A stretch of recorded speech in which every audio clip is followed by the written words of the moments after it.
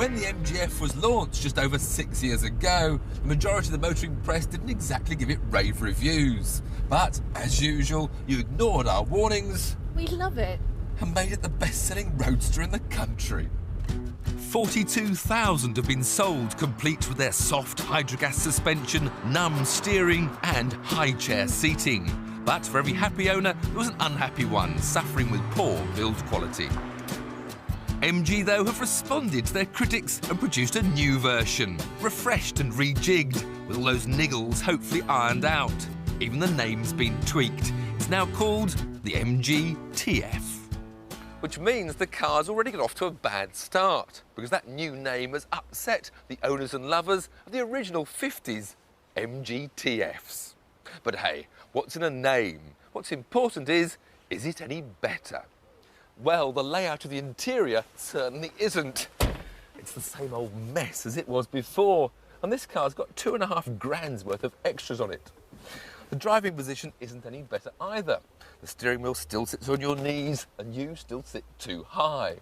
But hopefully the roofs won't leak anymore. I'm sure the hydrogas suspension won't, because it's been replaced by good old-fashioned springs.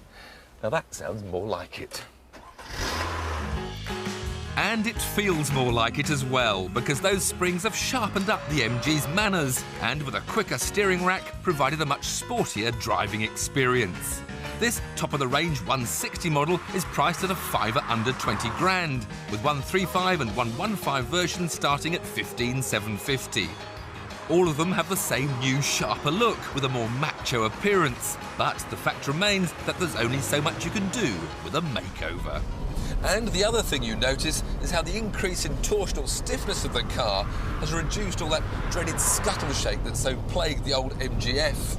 Here's a pothole in one of those, and everything feels like it's shaking itself to bits. So, better to look at and better to drive. The little MG sports car may have lost some of its on-road comfort, but it's gained a sharpness that promises a much more involving drive on a track. But sadly, it doesn't deliver it. From what felt a surprisingly stiff car on the roads, has become a bit of a soft lozenge on this racetrack. And that wind noise is driving me balmy, only 85 miles an hour, and I can hardly hear myself talk.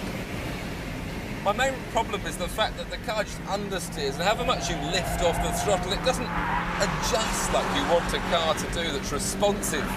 OK, if you have a chicane, you can fling it right and then left and have a bit of fun, but I want more. But what do I get? Just more understeer. Look, I can do the steering wheel like that through the corner and nothing happens.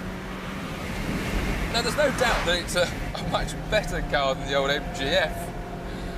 But like most MGs these days, they just haven't gone far enough. The driving position still annoys you on the track, and oh, just where's the excitement? This is definitely not a track day car for the real enthusiasts, like the more hardcore Lotus Elise and Vauxhall VX220. But, to be fair, it's perhaps not supposed to be. So, overall, the MGTF is certainly a step in the right direction. It's a much better sports car than its predecessor. It's harder, it's more rewarding, but it's still not the one I'd buy for under 20 grand.